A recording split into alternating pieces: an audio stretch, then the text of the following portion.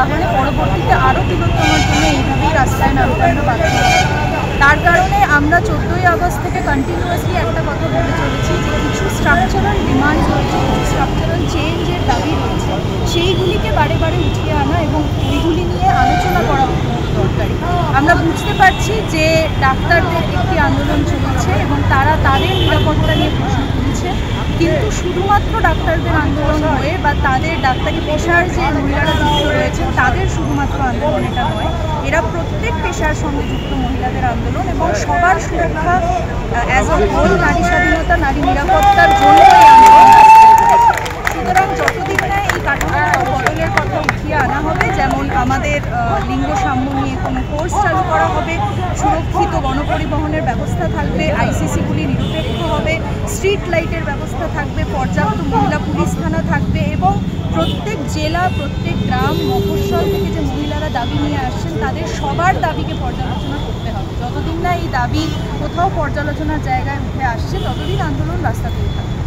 কিন্তু কোথাও গিয়ে তোমরা ডাক্তারদের যে দাবিগুলো এখনো মানা হয়নি, যে কারণে তারা আন্দোলন এখনো চালিয়ে যাচ্ছে, সেই দাবিগুলো তোমরাও তো কোথাও গিয়ে সমর্থন করছো বলেই আজকে তার সাথে তুমি যে কথাগুলো বলছো সেই কাজগুলো থাকছে। তার কারণ শুধুমাত্র ডক্টর ফেডারেল নয়, অন্যান্য সমস্ত পেশার সঙ্গে যারা জড়িত তাদের হয়েও তোমরা আওয়াজ তুলছো বা গলা ফাটাচ্ছ। তো কতদিন কীভাবে এই আন্দোলনটাকে চালিয়ে নিয়ে যাওয়া সম্ভব যতদিন না তোমাদের ডিমান্ডগুলো ফুলফিল হচ্ছে, সেই বিষয়টা কী ভাবছো? আন্দোলনের রূপরেখা কী? আমরা 14 তারিখের পরেই এই খবরটি পেয়েছিলাম যে মোটামুটি 300টি জায়গায় এই বাংলায় বহু মানুষ স্বতঃস্ফূর্তভাবে রাস্তায় নেমেছিলেন।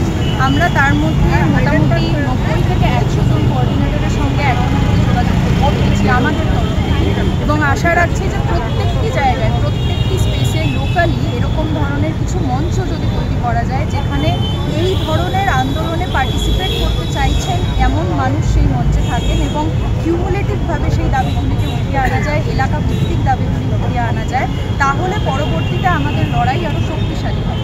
আমরা পূর্ণ সমর্থন জানাচ্ছি ডাক্তারদের আন্দোলনকে, ওনাদের দাবিগুলিকে, সেটা জুনিয়র ডাক্তাররা হতে পারেন, সিনিয়র ডাক্তাররা হতে পারেন, তাদের নিরাপত্তার দাবিগুলি পূর্ণ সমর্থন থাকছে তার প্রতি। কিন্তু আমরা বৃহত্তর আন্দোলনেরও ডাক দিয়েছিলাম 14 তারিখ এবং সেই আন্দোলন আমরা এখন চালিয়ে